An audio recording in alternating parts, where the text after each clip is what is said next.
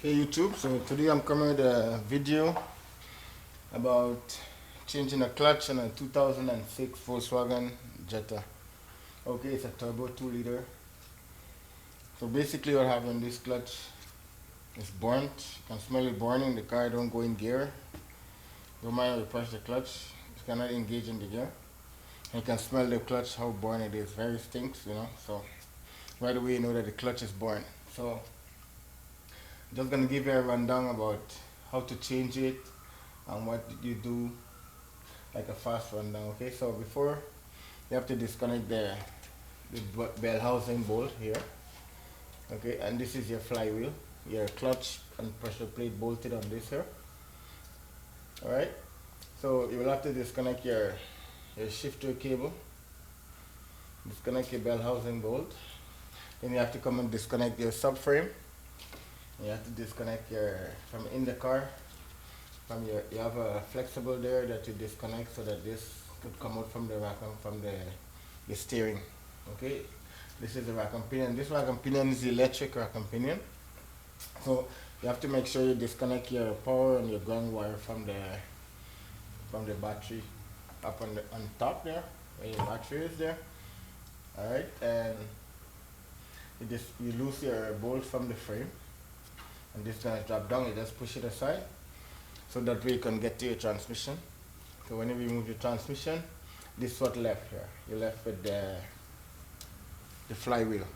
Okay, so there's one important thing that when you're doing, if you're not changing your flywheel, the important thing you have to do is you take a rough sandpaper, and you see here, you can see the burny spot on this clutch here. You don't want to install your transmission with these marks because you can have slippage. So you have to take the sandpaper.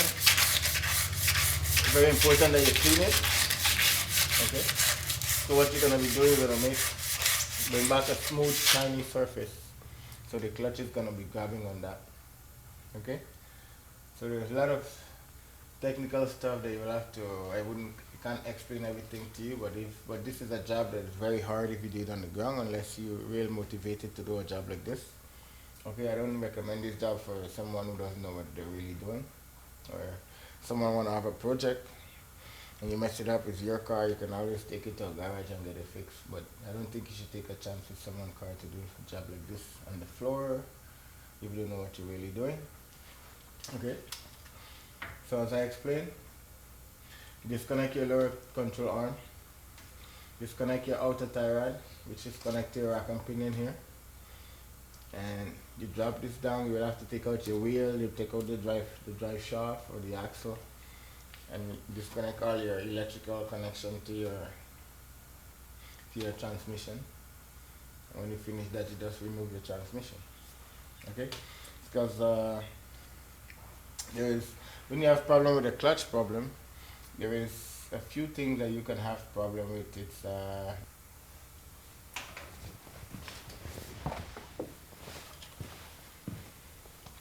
okay. So when you're doing the transmission, or someone have a problem with the clutch problem, this is the transmission, your output shaft. This is what they call a release bearing. Okay. So the release bearing is actually going to be your slave cylinder in one piece. Some other car you have your slave cylinder outside, so you can get to bleed it, and this one is in one piece. The slave cylinder and the release bearing is in one unit. Some other units you just have your release bearing, and then you have your slave cylinder bolted on the transmission. So this is one unit. Okay, this is the old one. So you can see all the debris from the clutch is in there. You have to wash this out clean and get everything out. And here is the disc. Now this is the component that always goes. You can burn this in 5-10 minutes. You can burn this. Depends someone learning to drive standard.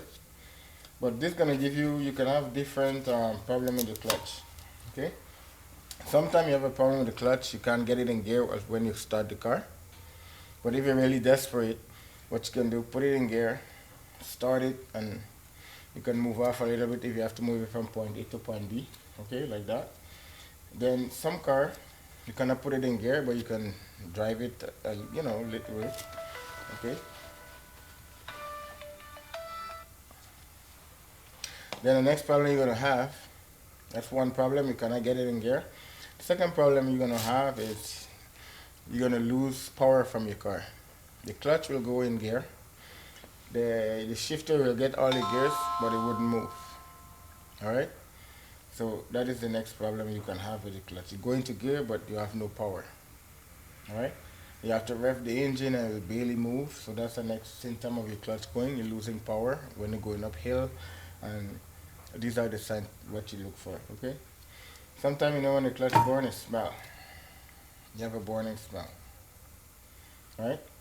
So these are the possibilities that you could have with the clutch. Okay? So this is the pressure plate. Okay? This clutch goes against the pressure plate and then it goes bolted to the flywheel, which gives it the torque to turn the gears here. Turn here with the, and this return send power to your shaft, your drive shaft, which is bolted out on this here and one bolted at the back on the other side. So you can see how damaged these are, how boring it was. Just like you see a person didn't know the drive really standard. You can see the wear on the clutch is already on the rivet. So that what caused it to burn, and when, especially when the clutch is smelling, then you know the person keep his foot on the clutch while driving. So what you do, you burn it and you give this bad odor. So you can tell right away. But when you don't have an odor, you have to check, make sure your slave cylinder is good. Okay, so you can know where the problem is. Or your pedal sticking to the floor, then you can know that you're leaking fluid. If you're missing brake fluid, then you know that your pedal is going to go on the floor, it's going to stick, and then you know that you'll have to fix that problem before you diagnose any other problem or go any further. You have the slave and then you have the master. Okay, the master is the one that when you press from your foot, it's connected to the master. Then the master sends the oil to the slave, which is in turn is going to push this out to go on the clutch. All right, so what you have here, see how it works. All right, so that's it. So this is it, and this is the pressure plate. Yeah, this is the new disc. You can see the new disc. You can see where this rivet are. It's about like one centimeter out, and you see this one, they are right on the rivet, so that this part been worn down too much, so you don't have enough to grab to